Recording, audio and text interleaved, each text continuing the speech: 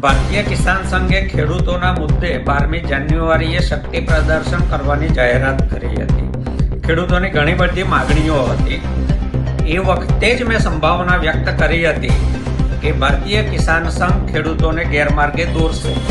આજે સમાચાર છે કે વડાપ્રધાન આવવાના છે એટલે એમણે એ કાર્યક્રમ કેન્સલ કર્યો છે, મોકૂફ રાખ્યો છે એવું કહે છે, પણ નવી કોઈ તારીખ જાહેર નથી કરી. આ ફેરફાર કોણે કર્યો? તો એમની બૃહદ કારોબારીએ કર્યો. આર.કે. પટેલ એવું કહે છે કે વારસદારોએ કોઈ સ્ટેમ્પ ડ્યુટી આપવાની નથી અને અમારી મંત્રીઓ સાથે બેઠક થઈ છે. મંત્રીઓ સાથે બેઠક થઈ એની વિગતવાર તમે કેમ જાહેરાત નથી કરતા? કોણ કોણ હતા? ખેડૂતો પક્ષે કોણ કોણ ગયું હતું?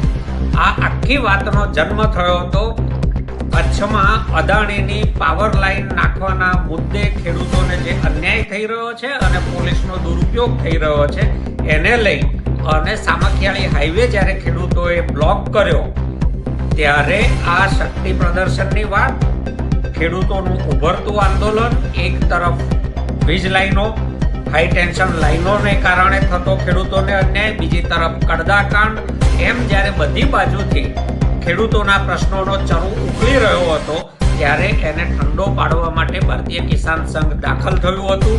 એણે અગાઉ પણ તમે જો જોશો તો ભારતીય કિસાન સંઘનો ટ્રેક રેકોર્ડ આ જ રહ્યો છે કે આરએસએસ પ્રેરિત સંસ્થા છે, ભાજપની ભગીની સંસ્થા છે.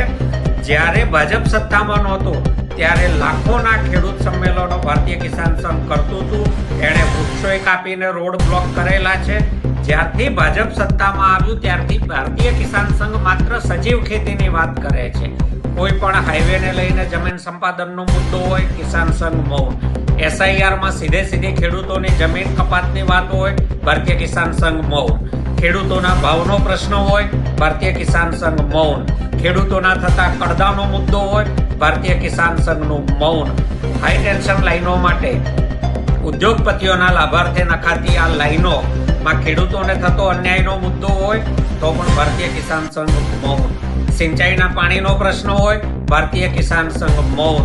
ભારતીય કિસાન સંઘ માત્ર જ્યારે ખેડૂતોના પ્રશ્ને ભાજપ સરકાર ભીંસમાં મુકાય છે ત્યારે એને નીકળવા માટેનો રસ્તો આપવા માટે જ શક્તિ પ્રદર્શનોની જાહેરાત કરે છે.